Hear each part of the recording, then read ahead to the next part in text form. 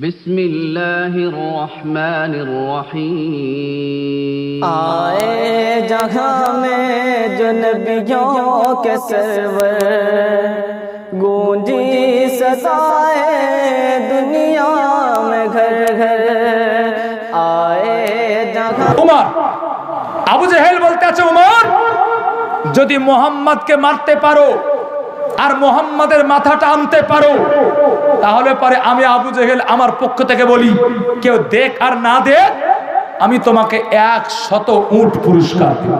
বাবা 100 উটের লোভ সহজে কেউ ছাড়তে পারে? উমর ততক্ষণ পর্যন্ত ঈমান আনেনি।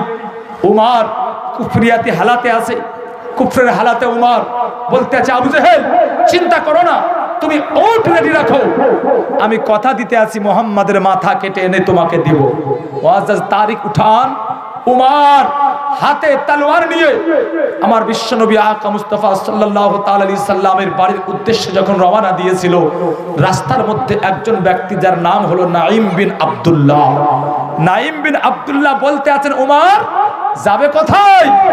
উমর বলতে আছে, নাঈম আর বলো না, আজকে আমার সঙ্গে কম কথা বলো, আমি প্রচন্ড হট আছি, প্রচন্ড মেজাজে আছি, আজকে নিয়াত করে বার হয়েছি মুহাম্মাদের মাথা কাটবো তবেই আমি ক্ষান্ত হব। নাঈম বিন আব্দুল্লাহ বলতে আছে, উমর মুহাম্মদ তো খুব ভালো মানুষ, তুমি তার শিরচ্ছেদ করবে কেন, তার মাথা কাটবে কেন, তাকে তুমি প্রাণে মারবে কেন?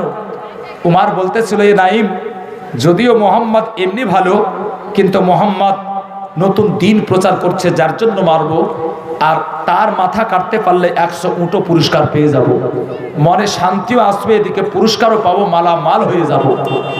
নাঈম বিন আব্দুল্লাহ বলতে আছে, উমর তুমি মুহাম্মদকে মারবে, কিন্তু একটি কথা শুনে নাও, তোমাকে বলি মুহাম্মদকে মারার আগে একটু নিজের ঘরের খবরটা নাও। তোমার বোন ফাতেমা বিনতে খাত্তাম মুসলমান হয়ে গেছে, তোমার বোনাই যার নাম হচ্ছে সাইদ বিন জুবাইর, তোমার বোনাই পর্যন্ত কালেমা পড়ে মুসলমান হয়ে গেছে। উমর বলতে আছে, নাঈম বিন আব্দুল্লাহ যা তুই বললি একটি কথা শুনে রে, যদি কথা সত্য না হয় তাহলে মুহাম্মদকে মারার আগে আমি উমর কিন্তু তোকে প্রাণে মেরে দেব।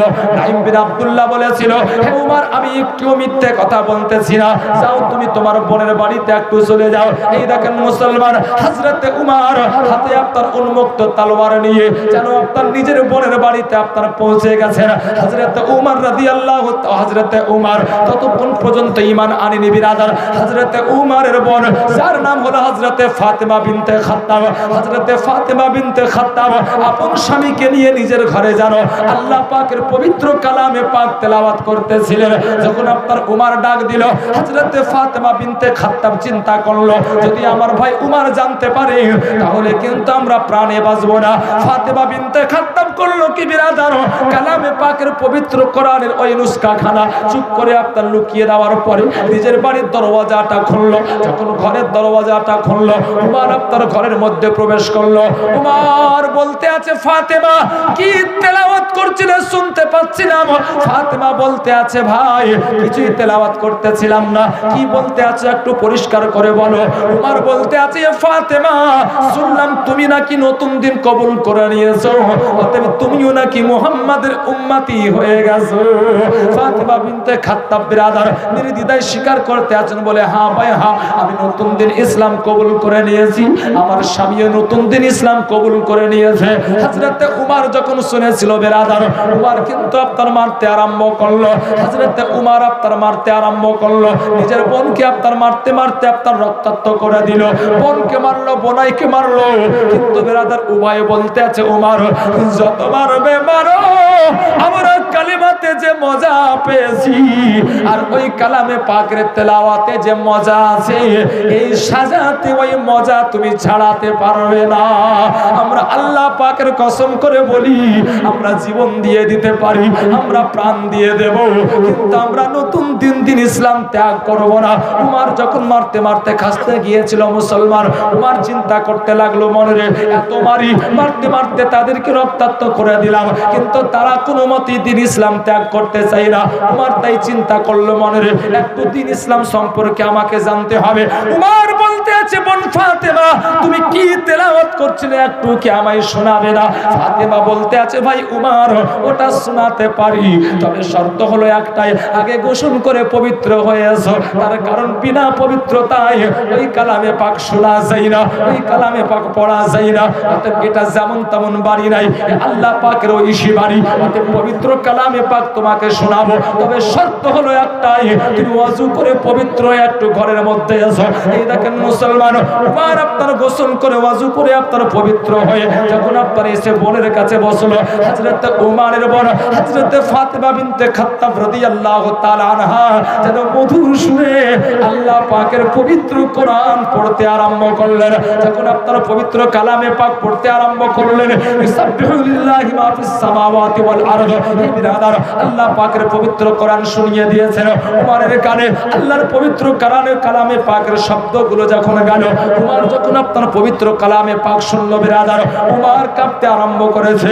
উমর বলতে আছে, ও বোন ফাতেমা আর কোরআন শোনাতে হবে না, আমি উমর তোমাকে বলি একটু দয়া করে আমাকে সাথে করে মুহাম্মাদের নিকটে নিয়ে যাও না,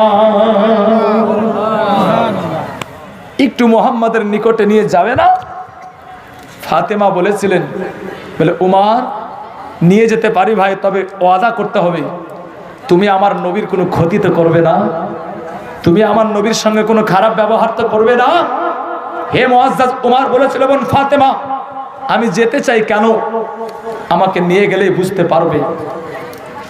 ফাতেমা বিনতে খাত্তাবের স্বামী সাইদ বিন জুবাইর বলতে আছেন, ফাতেমা আমি উমরের যে অবস্থা দেখছি, তো উমর আর আমার নবীর দুশমন থাকতে চাই না, উমর আমার মন বলছে আমার নবীর গোলাম হতে চাই, অতএব চলো নির্দ্বিধায় নিয়ে চলো। এরা দুইজনে নিয়ে গেল বিরাদার।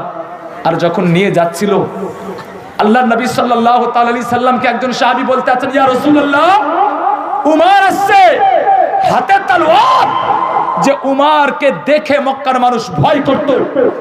হে মুআজ্জাজ, যেমনই আপনার নবীকে বলা হলো, আল্লাহর পাকের নবীর চাচা যার নাম আমির হামজা, উনিও বহুত বড় বাহাদুর ছিলেন, যোদ্ধা ছিলেন। হযরতে আমির হামজা 3 দিন আগে ইসলাম কবুল করেছিলেন। হযরতে আমির হামজা রাদিয়াল্লাহু তাআলা আনহু উনিও হাতে তলোয়ার নিয়ে দাঁড়িয়ে গেছেন দরজায়, বলে হয় আজ উমর থাকবে না হয় হামজা থাকবে, কসম খোদার উমরকে আমি এইখান থেকে ফিরে যেতে দেব না। আল্লাহর নবী বলতে আছেন, চাচা আপনি তলোয়ারটা নামান আর আপনি শান্ত হয়ে বসুন, উমরকে আসতে দিন। হযরতে আমির হামজা বলতে আছেন, ইয়া রাসূলুল্লাহ উমরের হাতে তলোয়ার, আপনিও জানেন কি উমর কত বদমেজাজি, আপনিও জানেন কি উমরের মেজাজ কত কড়া, হঠাৎ যদি উমর আপনার উপর আক্রমণ করে দেয় তাহলে আমরা সব হারিয়ে ফেলবো নবী গো, অতএব আমি তলোয়ারটা নিয়ে দাঁড়াই। কিন্তু ভবিষ্যৎ বক্তা নবী, গায়েবের সংবাদদাতা নবী, নবী মুহাম্মদুর রাসূলুল্লাহ সাল্লাল্লাহু তাআলা আলাইহি সাল্লাম বলতে আছেন, চাচা তুমি বসো, কোনো অসুবিধা নাই। হযরতে হামজা বসে পড়লেন বিরাদার। উমর যখন আমার নবীর চৌকাটে পৌঁছালো, আল্লাহর নবী বলতে আছেন, উমর কি মনে করে এত দেরি করলে কেন? আরে আমি মুহাম্মদ তো অনেকক্ষণ থেকে তোমার অপেক্ষায় আছি। সুবহানাল্লাহ। সাহাবায়ে কেরাম দেখলেন উমর হাতে তলোয়ার ফেলে দিয়ে, হে মুআজ্জাজ আমার বিশ্বনবী আকা মুস্তাফা সাল্লাল্লাহু তাআলা আলাইহি ওয়াসাল্লামের হাতে হাত দিয়ে উমর পড়তে আছেন, লা ইলাহা ইল্লাল্লাহ মুহাম্মাদুর রাসূলুল্লাহ সাল্লাল্লাহু তাআলা আলাইহি ওয়াসাল্লাম। মুআজ্জাজ যে উমর গিয়েছিল আপনার কতল করতে, সে উমর আমার নবীর গোলামি স্বীকার করলো। আল্লাহু আকবার। এ বিরাদার, হযরত উমর যখন আপনার দ্বীন ইসলাম কবুল করেছিলেন, তো দ্বীন ইসলামের চেহারায় একবারই পাল্টে গিয়েছিল। আল্লাহর নবী সাল্লাল্লাহু তাআলা আলাইহি সাল্লাম আল্লাহর কাছে চেয়েছিলেন কি, আল্লাহ উমরকে তুমি দ্বীন ইসলামের মধ্যে দীক্ষিত করো, উমরকে তুমি দ্বীন ইসলাম কবুল করার তৌফিক দাও, যাতে উমর দ্বীন ইসলাম কবুল করে। আল্লাহ আমার নবীর দোয়াকে কবুল করেছিলেন বিরাদার। আল্লাহ আবু জেহেলকে পছন্দ করেননি, আল্লাহ উমরকে পছন্দ করেছিলেন, তাই উমরকে আল্লাহ ঈমানের দৌলতে মালামাল করে দিয়েছিলেন।